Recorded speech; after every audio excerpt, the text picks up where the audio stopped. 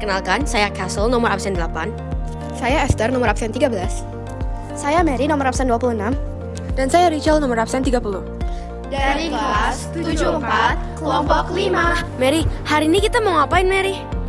Aduh, masa kamu nggak tahu sih, Castle? Lihat nih, air di belakang kamu kotor banget. No, iya bener, kotor banget.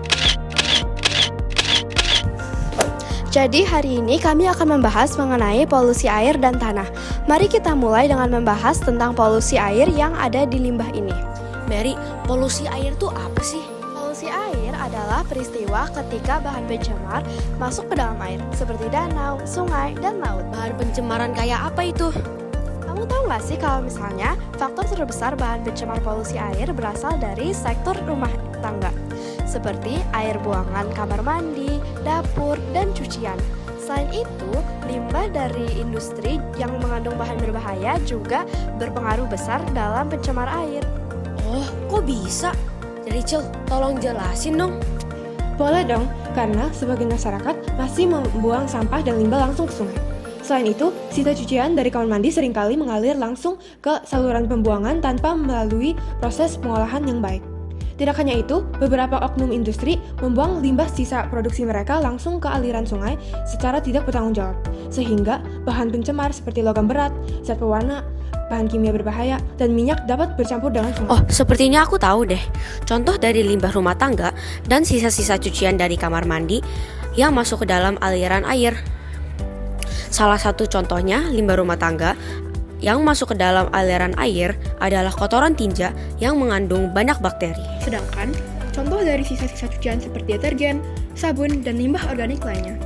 Dengan masuknya bahan pencemaran tersebut, air menjadi keruh, berbau, dan berbusa, sehingga terjadi penurunan kualitas air dan terganggunya ekosistem perairan. Oh iya ya, benar juga. Selain dari limbah yang berasal dari rumah tangga, limbah industri juga berperan besar loh dalam pencemaran air. Air menjadi kotor dan tidak dapat diminum, ataupun hanya sekedar untuk digunakan pada sehari-harinya. Sementara, zat kimia juga dapat mempengaruhi biota air loh, seperti ikan dan hewan lain-lainnya. Dan juga, bahan kimia yang berasal dari pabrik berperan besar loh dalam blooming algae, atau peristiwa pertumbuhan ganggang yang berlebihan, sehingga tingkat oksigen di dalam air berkurang, yang berarti berkurangnya keseimbangan ekosistem di dalam air tersebut. Lah, terus hubungannya apa sama kita? Masalahnya, polusi air ini terjadi dalam skala besar hingga mempengaruhi kehidupan manusia. Air yang terkontaminasi bahan kimia dapat menyebabkan gatal-gatal, iritasi, dan alergi kulit. Lalu, apabila kita mengkonsumsi ikan yang telah terpapar bahan kimia berbahaya, bahan kimia tersebut dapat terakumulasi dalam tubuh manusia hingga menyebabkan gangguan saraf, kerusakan ginjal, dan kanker. Selain itu, air yang telah terpapar bakteri dari kotoran tinja dapat menyebabkan penyakit seperti kolera, diare, dan tifus. Wah, ternyata pencemaran air dapat berdampak sangat besar dalam kehidupan manusia ya. Apa yang kita bisa lakukan untuk menguranginya? Pencegahannya bisa dimulai dengan diri kita sendiri, dengan mengajak masyarakat untuk tidak membuang kotoran dan sampah ke sungai.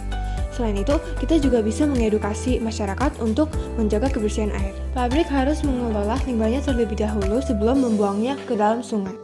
Pemerintah perlu menetapkan aturan ketat untuk pembuangan limbah, baik skala rumah tangga maupun industri, dan memberikan sanksi tegas untuk yang By melanggar. the way, tempat pencemaran tanahnya di mana ya?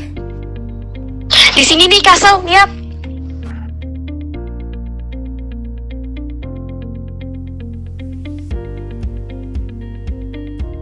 Wah, itu polusi tanah. Iya, polusi tanah adalah kondisi tanah ketika sudah dicemari maupun dikotori oleh bahan pencemar, seperti limbah dari industri, sampah plastik, maupun bahan kimia lainnya yang dapat mencemari tanah. Oh, kalau gitu kualitas tanah bisa menurun ya? Bisa mempengaruhi makhluk hidup seperti tumbuhan dong? Benar, tanah jadi terkontaminasi, perusakan ekosistem, pencemaran air, tanah, dan lain-lain. Kamu tahu gak penyebabnya? Apa itu, Rachel? Bisa dari sampah rumah tangga yang mengandung sampah organik atau limbah industri yang mengandung zat kimia berbahaya. Hah? Coba ceritain dari awal deh. Jadi, sampah rumah tangga, plastik, dan limbah organik yang tidak dikelola dengan baik dapat menyebabkan pencemaran tanah, penurunan kualitas tanah, dan menghambat pertumbuhan tanaman. Proses produksi pabrik-pabrik juga sering menghasilkan limbah berbahaya seperti logam berat termasuk timah, arsenik, dan merkuri, bahan kimia beracun, dan pelarut yang dapat meresap ke dalam tanah. Apabila ada minyak yang tumpah dari kendaraan juga bisa merusak tanah. Ketika tanah tercemar, air yang ada dalam tanah tersebut juga ikut tercemar sehingga tidak aman untuk diminum. Emang selain menghambat pertumbuhan tanaman, pencemaran tanah bisa berdampak apa lagi? Pencemaran tanah dapat mengakibatkan penurunan kesuburan tanah. Zat berbahaya yang masuk ke tanah dapat meresap ke dalam sumber air tanah, mencemari sumur dan mata air yang dapat mengancam ketersediaan air bersih bagi manusia dan hewan. Dalam aspek ekonomi, pencemaran tanah juga berdampak besar, seperti penurunan hasil pertanian, penurunan nilai lahan, kerugian dalam sektor perikanan dan peternakan, serta biaya pembersihan yang besar. Lalu emang pencemaran tanah bisa berdampak apa dengan kita? Zat berbahaya yang terkandung dalam tanah yang tercemar dapat masuk ke rantai makanan melalui hewan atau tumbuhan yang terkontaminasi. Ini dapat menyebabkan gangguan kesehatan seperti keracunan, kanker, gangguan reproduksi, dan gangguan sistem saraf. Kerusakan pada tanah dan hasil pertanian yang disebabkan oleh pencemaran dapat menyebabkan kerugian ekonomi bagi petani dan masyarakat yang bergantung pada pertanian. Selain itu, biaya untuk pemulihan tanah yang sudah tercemar sangat besar. Wah, ternyata pencemaran air dapat berdampak sangat banyak di kehidupan manusia ya. Kita bisa ngapain biar bisa mencegahnya? Untuk mencegahnya, kita bisa mulai dengan membuang sampah pada tempatnya dan mengelola sampah dengan baik, dengan memisahkan dan mendaur ulang sampah organik dan anorganik, mengurangi penggunaan plastik sekali pakai dan beralih kepada alternatif yang lebih ramah lingkungan, menangani sampah berbahaya seperti baterai atau limbah elektronik dengan prosedur yang tepat. Selain itu, pemerintah perlu mendegakkan regulasi pembuangan limbah dan penggunaan bahan kimia berbahaya, serta insentif bagi masyarakat atau industri yang melakukan praktik ramah lingkungan. Aku sekarang sudah mengerti. Kalian pasti juga sudah mengerti kan? There is only one Earth, and we humans who live on it should care for it.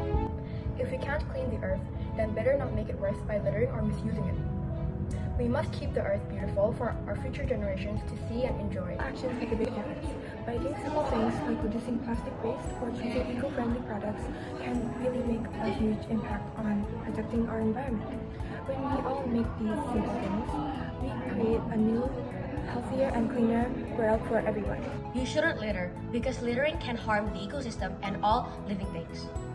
Littering can cause toxic substance to seep into the soil and water, which lead to animals and plants dying. To prevent pollution, you must reuse, reduce, and recycle. Every choice matters. We should be mindful of our energy use, as wasting it could possibly harm our planet and prevent our future generations. To prevent that, we can start by eating sustainably, limiting water use, and so on. Sekian dari video ini, terima kasih.